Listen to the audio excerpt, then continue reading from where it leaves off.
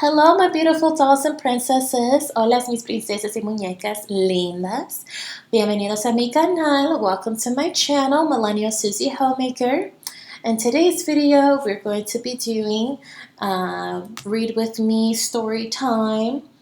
Continuing Goddess Girls, Athena the Wise. We are now on Chapter 3.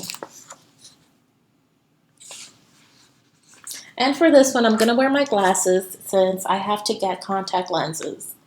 And my vision is a little blurry. So I'm trying to do without it for filming these videos because these glasses has a glare on it. I didn't upgrade them when I ordered them from 𝓕𝓮𝓶𝓲𝓷𝓮𝓿. So I'm just going to wear them for now. Okay.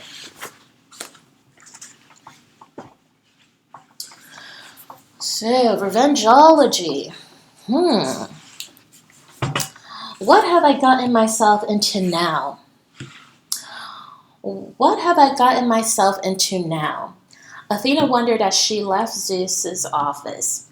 She started down the gleaming marble-tiled main hall, so busy thinking that she could hardly notice the beautiful golden fountains and murals illustrating the glorious deeds of gods and goddesses as she passed by them.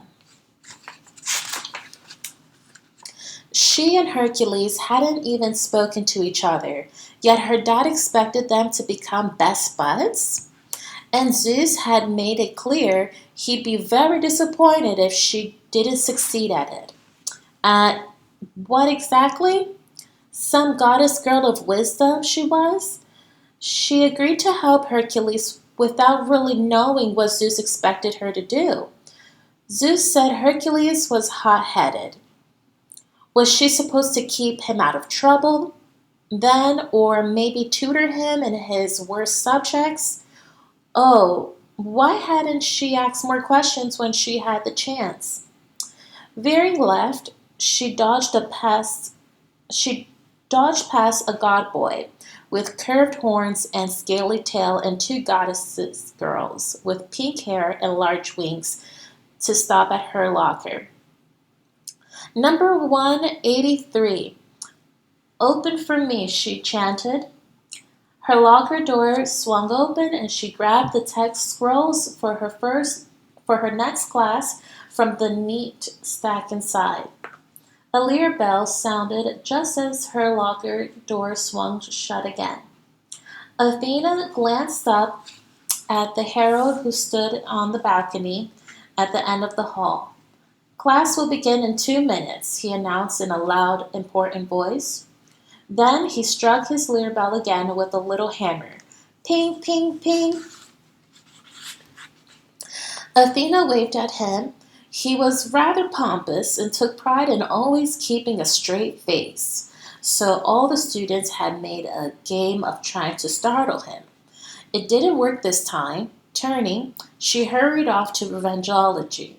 Her teacher, Miss Nemesis, stood just inside the door, nodding the curt greeting as each student entered the classroom. She was glad she was on time because Miss Nemesis was big on punishments and desserts, and that didn't mean the sweet kind. Still, Athena secretly admired her because she was bold and independent. A strong woman, just like Athena wanted to be. Skirting her teacher's large wings, Athena walked toward her seat as she passed Medusa, her snaky hair worked head and hissed. Athena leaned away. Medusa shrugged. Sorry, my reptiles just don't like flybabies. What can I do? Gorgon had thought Athena, but she didn't say it because she wasn't mean like that, like some people. It was no secret that Athena's mom was a fly, but Medusa and her two sisters were the only ones mean enough to tease her about it. Ignoring her, Athena continued on past.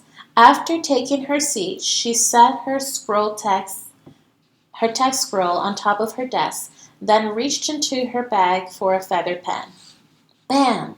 The loud thump made Athena jump. Hey, watch it with that thing, growled Medusa. Athena glanced up to see Hercules just a few seats ahead of her, struggling to balance a stack of text scrolls. His club lay on the floor next to Medusa's desk, where it had fallen. Sorry, he said to Medusa, as he stooped to pick up his club. Her snakes flicked out their tongues and darted toward him, quicker than Zeus could shoot a lightning bolt. Hercules grabbed a handful of snakes in his free hand and began to squeeze. Stop! Screamed Medusa. You're strangling them.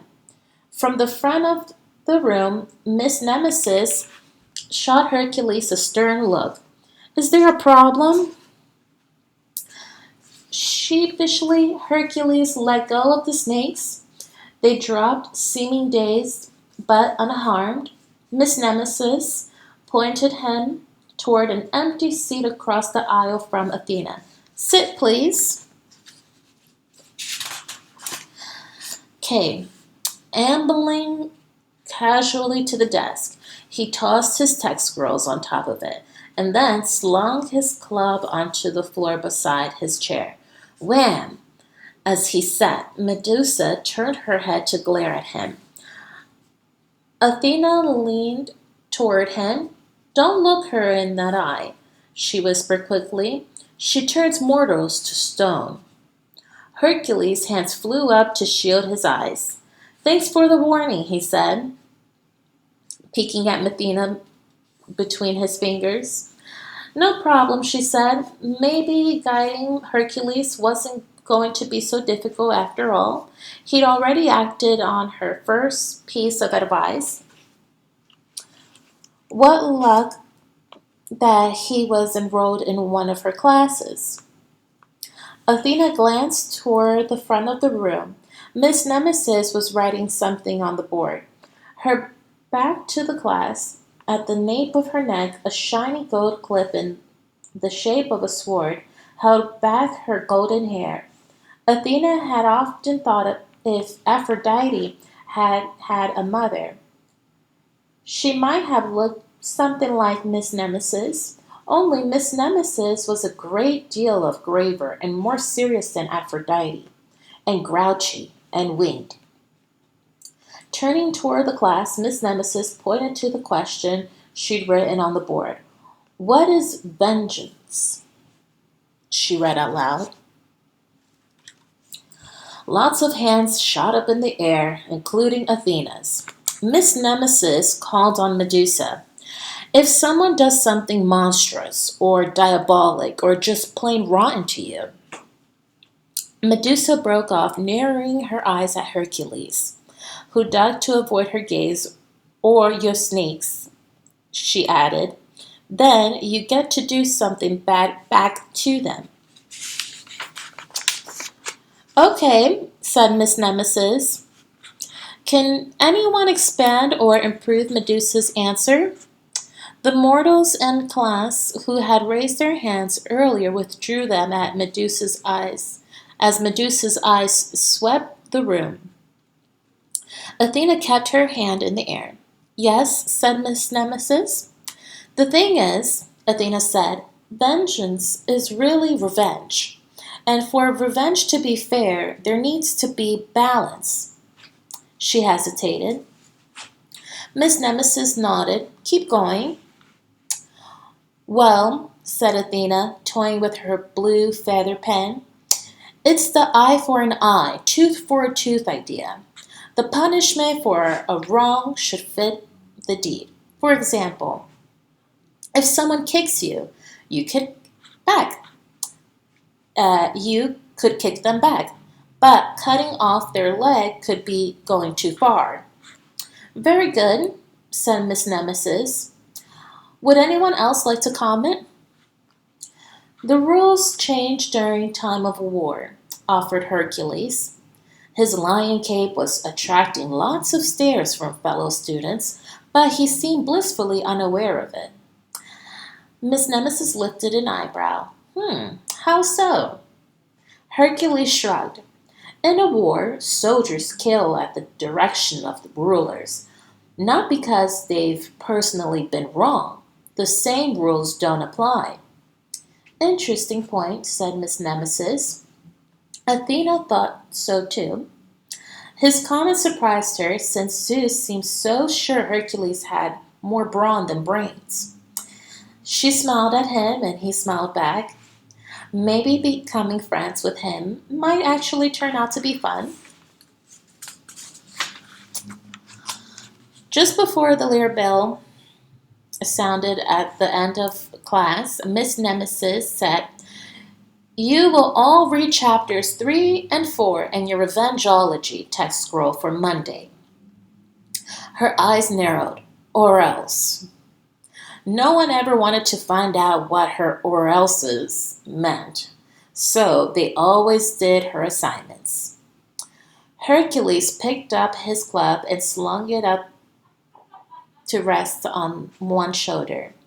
He did so with an ease that suggested the club weighed no more than Athena's pen, which surely wasn't true. Then he grabbed his pile of text scrolls. "Later," he said to Athena, holding the text scrolls over his head. He started toward the door. Suddenly, a couple of the scrolls shifted.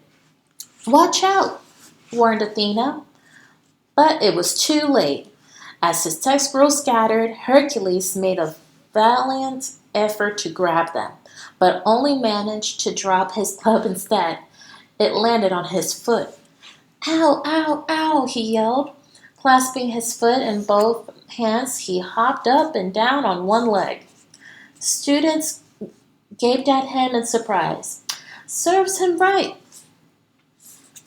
Medusa muttered with a smirk. Miss Nemesis hurried over. "Are you okay?" As if he just noticed that everyone was staring at him, Hercules' face turned as red as a pomegranate.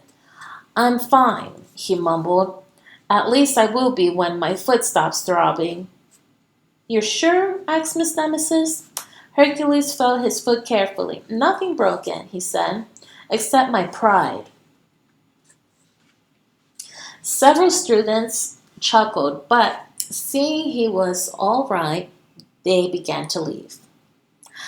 Athena knelt to help Hercules pick up his text scrolls.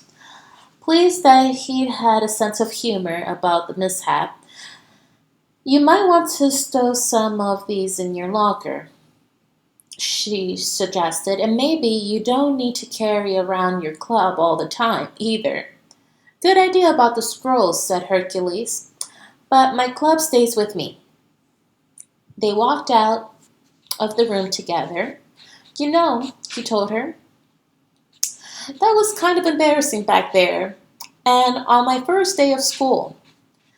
Athena laughed. "On my first day here, a toy horse I had since I was a toddler rolled out of my bag in the middle of class." "Whoa," said Hercules. He grinned. "I guess I shouldn't feel too sorry for myself." Then he motioned with the tip of his club toward a wall of lockers. "I think I'll take your advice about before my next class. See you." "Wait," Athena said impulsively. "I'm meeting up with some friends after school at the supernatural market. Want to come? They make the best ambrosia shakes ever." "Sounds like fun." He leaned his club up against a locker, then twirled the lock on his. "Where is the supernatural market?" "On the other side of the sports fields, beyond the gymnasium," she said. "How about if I meet you by the stairs up to the dorms at the end of the day? We can walk together." "Great," said Hercules. "Catch you later then." Athena waved to him as she started off to her next class. Maybe Zeus had judged Hercules too harshly. Yes, he could use some guidance, the kind that new students needed. While it was true that he'd almost strangled some of Medusa's snakes, probably everyone at MOA had wanted to do that at one time or another. And he had managed to cool down before he did any real harm. Perhaps he'd been provoked into beaming his music teacher with the lyre as well. Anyway, she liked his sense of humor. She smiled to herself. It didn't matter if Zeus was right or wrong about Hercules. Now that she was getting to know him, she was happy to have an excuse to keep an eye on him. And that concludes Chapter 3. Goddess Girls, Athena the Wise, Revengology.